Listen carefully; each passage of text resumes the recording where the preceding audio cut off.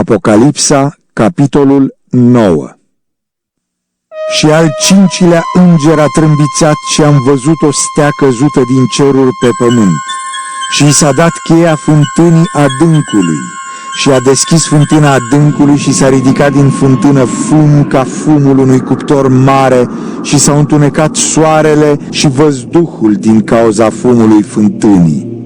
Și din fum au ieșit pe pământ lăcuste și li s-a dat putere precum au putere scorpionii pământului. Și li s-a spus să nu vatăme nici iarba pământului, nici vreo plantă, nici vreun copac, ci numai pe oamenii care nu au pecetea lui Dumnezeu pe frunțile lor. Și li s-a dat putere nu să-i ucidă, ci să-i chinuie timp de 5 luni, iar chinul lor este ca atunci când un scorpion înțeapă un om.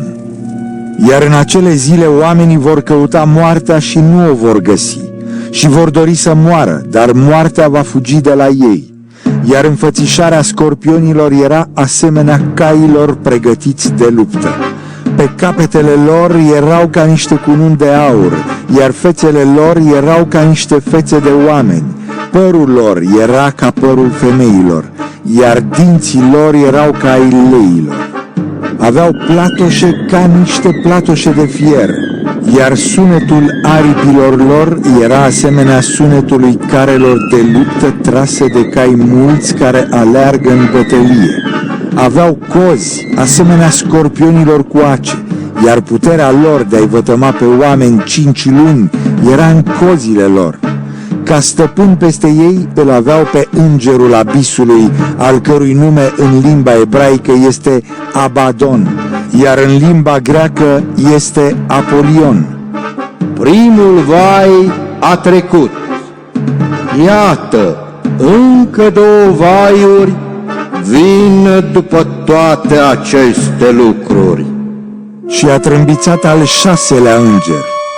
Am auzit atunci un glas dinspre cele 4 coarne ale altarului de aur care este înaintea lui Dumnezeu, spunând celui de-al 6-lea înger care avea trâmbița: Dezleagă-i pe cei 4 îngeri care sunt legați la râul cel mare, Eufrat. Și au fost dezlegați cei 4 îngeri care fuseseră pregătiți pentru ceasul și ziua și luna și anul acela ca să ucidă 1/3 din oameni.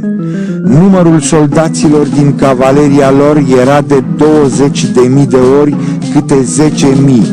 Am auzit numărul lor. Și astfel am văzut în vedenie caii și călăreții.